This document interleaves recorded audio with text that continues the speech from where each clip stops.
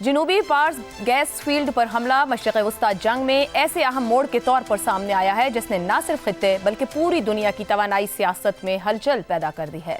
یہ ایران اور قطر کے درمیان مشترک گیس فیلڈ ہے جو دنیا کے بڑے قدرتی گیس کا ذخیرہ سمجھی جاتی ہے۔ اس پر اسرائیلی حملہ ایک عسکری کارروائی نہیں بلکہ عالمی توانائی کے نظام پر براہ راست ضرب ہے۔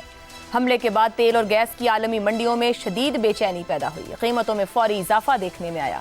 حملے کے رد عمل میں ایران نے نہایت ہی جارحانہ حکمت عملی اختیار کرتے ہوئے خلیجی ممالک کو براہ راست دھمکیاں دیں۔ پاسداران انقلاب نے واضح طور پر کہا کہ سعودی عرب، متحدہ عرب امارات اور قطر میں موجود تیل و گیس کی تنصیبات اب جائز ہدف بن چکی ہیں۔ ان ممالک میں سعودی عرب کے مشرقی علاقوں کے ذخائر اور امارات کے حبشان گیس فیلڈ جیسی تنصیبات نہایت ہی حساس ہیں۔ ایران کی جانب سے ان مراکز کے قریب رہنے والے شہریوں کو علاقہ خالی کرنے کی وارننگ دینا ثابت کرتا ہے کہ اب جنگ براہ راست توانائی کے ڈھانچے کو نشانہ بنانے کی جانب بڑھ رہی ہے۔ ایران کی جانب سے قطر کے راس الغان صنعتی شہر پر میزائل حملے اور سعودی عرب کی جانب داغے گئے بیلسٹک میزائل اس بات کا ثبوت ہیں کہ جنگ کا دائرہ تیزی سے پھیل رہا ہے۔ اس تمام صورتحال پر امریکی صدر ڈونلڈ ٹرمپ کا رد عمل بھی خاصا سخت اور متضاد نظر آتا ہے۔ ایک طرف وہ یہ دعویٰ کرتے ہیں کہ امریکہ کو جنوبی پارس پر ہونے والے حملے کی پیشگی اطلاع نہیں تھی، دوسری طرف یہ اشارہ دیتے ہیں کہ وہ اس منصوبے سے آگاہ اور اس کے حامی تھے۔ ٹرمپ نے ایران کو کھلی دھمکی دیتے ہوئے کہا کہ اگر تہران نے قطر پر مزید حملہ کیا تو امریکہ بھی جواب دے گا۔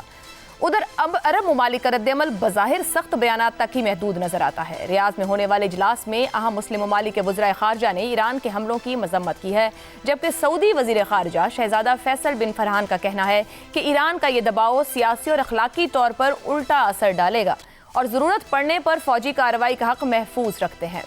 تاہم زمینی حقائق یہ بتاتے ہیں کہ ان ممالک نے اب تک عملی سطح پر کوئی بڑا جوابی اقدام نہیں کیا۔ ایسے میں اب سوال پیدا ہوتا ہے کہ توانائی کے ذخائر پر حملوں سے جنگ کیا رخ اختیار کرنے جا رہی ہے؟ کیا یہ تنازع عالمی توانائی بحران کو مزید شدید کرنے جا رہا ہے؟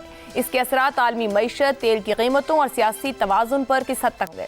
اور ایک اہم سوال یہ بھی کہ کیا عرب ممالک واقعی ایران کے حملوں کا جواب دیں گے یا پھر دفاعی رد عمل تک ہی محدود رہیں گے؟